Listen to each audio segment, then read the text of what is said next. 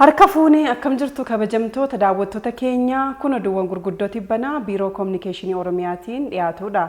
Oduuwwan keenya gurguddoo tibbanaan dhimmoota siyaasa dinagdee fi hawaasummaa kan biyyaa fi kan naannoo qabannee dhiyaanneerraa nu waliin tura. Mootummaan naannoo Oromiyaa manneen barnootaa ifa boruu naannolee ollaatti ijaarsisuudhaan dhaloonni akka baratuu fi tumsaa jira. Dabalata oduu kanaa Gaaddisee Ittaanaa akkaataa nuti qindeessiteeti. Pirezidaantiin mootummaa naannoo Oromiyaa obbo Shimallis Abdiisaa mana barumsaa ifa boruu sadarkaa lammaffaa Baaroo Beenishaangul Gumuz ganda Baarootti mootummaa naannoo Oromiyaan ijaarame eebbisiisaniiru. Mootummaan naannoo Oromiyaa uummattoonni ollaas galma kana akka qooddatan ejjennoo qabatee manneen barnootaa ifa boruu sadarkaa lammaffaa naannolee hundaatti ijaaraman eebbisiisaa jira. Kanaanis tokkummaa jajjabeessuun cinaatti egeree badhaadhinaa uummattoota biyya keenyaa misooma waloorratti kan hundaa'e ta'uu ibsaniiru.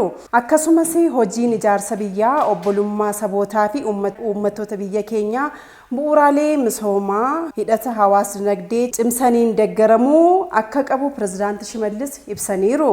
Manni barumsichaas baasii birrii miiliyoona 200 fi miiliyoona 25 oliin ijaaramuu kan ibsan torban kana keessa. Seenessi waloon tokkummaa jabeessee obbolummaa tiksa. Biyya jabduu ijaaruudha seenessi jabaan jiraachuun. Ilaalcha qinxee ture gar tokko jedhu sanarraa gara hedduminaatti. Gumiin balal marsaa 41ffaa mata duree seenessa waloo ijaarsa biyya sabdaneettiif jedhuun qindeessummaa biiroo kominikeeshinii Oromiyaa fi waajjira pirezidaantii mootummaa naannoo Oromiyaatiin geggeeffameera. Maricha irratti haasaa baniinsaa kan taasisan hoogganaan biiroo kominikeeshinii Oromiyaa obbo Haayiluu Addunyaa seenessi waloon tokkummaa kan jabeessu obbolummaa tiksuu fi qormaata sirna qeenxee qolachuun ilaalcha biyyoolessaa kan dagaagsu ta'uu ibsaniiru. Gumiin balal marsaan 41ffaa ajandaa ijaarsa biyyaa keenyaaf murteessaa ta'e seenessa waloo irratti kan xiyyeeffatedha. Seenessi waloo tokkummaa jabeessee obbolummaa tiksa. Qormaata sirna qeenxee qolachuun ilaalcha biyyaalessaa dagaagsa. Ijaarsa Itoophiyaa hundaaf taatuu fi mootummaan kutannoo olaanaan hojjechaa jiraachuu ibsanii seenessi ijaarsa biyyaaf barbaachisu seenessa waloodha jedhan.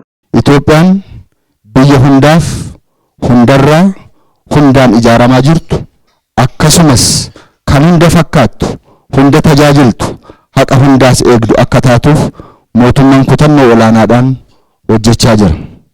Barruun marichaa Yuunivarsiitii Finfinneetti gargaaraa Piroofeesaraa Dr. Taaddasaa Jaallataa fi Jimmaa Yuunivarsiitii Daayirektarrii dhaabbata qorannoo Oromoo Dr. Dheeressaa Dheebuun dhiyaatee irratti mari'atameera. Sadarkaa nama dhuunfaatti illee sadarkaa gareetti sadarkaa sabaatti sadarkaa biyyaatti waan akkaan barbaachisaa ta'ee fi biyya jabduu ijaaruudha seenessi jabaan jiraachuun. Biyyattiin sabdaneettidha. Seenaa ishiitu qeenxee ta'e san akkamittiin akka wal fudhatu taasisnaadha. Murtoowwanii fi kallattiiwwan darban milkeessuu fi hunduu akka tumsuu qabu paartiin badhaadhinaa waamicha dhiyeesse. Gabaasa oduu kanaa fi Gaaddisee Ittaanaa akkaataa nuti qindeessiteeti. Bu'aawwanii fi kallattiiwwan yaa'ii paartii badhaadhinaa lammaffaa darban karaa bu'a qabeessa ta'een akka hojiitti hiikamuu qooda fudhattoonni hundi akka tumsan waamichi dhiyaateera.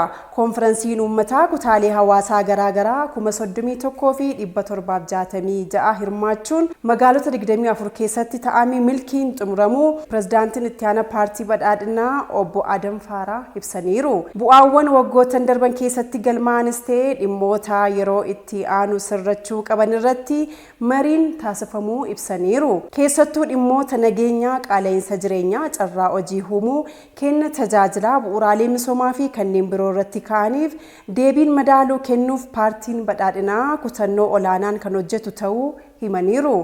Konferensiin uummataa kun milkiin akka xumuramu qaamoleen qooda isaanii ba'an obbo Adam kan galateeffatan torban kana keessa. Mootummaan jijjiiramaa fayyadamummaa uummataa mirkaneessuu fi xiyyeeffannoo olaanaan hojjechaa jira. Gabaasa oduu kana Marshaa Shoophaa akka nutti qindeesseera. Kan argoomsuuf biiroon kominikeeshinii Oromiyaa sagantaa gumii balballoomitiin dhimmoota misooma garaagaraa naannichatti hojjetamaa jiran irratti komii hawaasni kaasu irratti qorannoo xiinxala yaada uummataa gaggeessuun qaama dhimmi ilaaluu afeeree iftoominni akka uumamu taasisuu irratti hojjechaa jira. Biirichi gama misooma daandiitiin naannichatti hojjetamaa jiran irratti qorannoo xiinxala yaada uummataa gaggeessuun argannoolee iftoomina barbaadan irratti hooggantoota biiroo daandii waliin gumii balballoomiin iftoominni akka uumamuu fi kallattii fuulduraa irratti waajjira isaatti marii taasiseera. Marii kanarratti kan argaman hoogganaa itti aanaan biiroo daandiiwwanii fi loojistiksii Oromiyaa fi itti gaafatamaan damee misooma daandii Injiinar Caalaa Abdii baroottan darbanii fi amma sadarkaa hawwisni daandii irra jiru ibsanii hanqina gama suphaa daandiin mudatee furuu fi fandii daandii bu'uuressuun hojjechaa jiraachuu kan ibsan torban kana keessa. Biiroo daandiiwwanii fi loojistiksii Oromiyaatti daayirektirri bulchiinsa fandii daandiiwwan Oromiyaa obbo Geetaachoo Irraanufaa rakkoo hanqina maallaqaa gama suphaa daandiin jiru hiikuu fi labsii fandii daandii hojiirra oolchuun baroottan sadan darbanitti birrii miiliyoonaan lakkaawwamuun sassaabuun bara kana kan sassaabame keessa maallaqni miiliyoonni 400 ol godinaaleef gadi bu'uu ibsanii qulqullina daandii fi hunduu tumsuu qabaa kan dhaaman torban kana keessa. Egaan kabajamtoota daawwattoota keenya oduuwwan keenya gurguddootti banaa qabannee kanarratti xumurreerra qopheessee dhiyeessuun kan isin waliin ture Marshaa Shoobbaa fi Gaaddisee Taanaa ture. Odeeffannoo dabalataa fi fuula Feesbuukii, Yuutuubii, Tiiktookii, Teelegiraamii fi kallacha Oromiyaa hordofaa isiniin jechaa torban oduuwwan kan biroon hanga wal arginutti nagaan nuuf tura.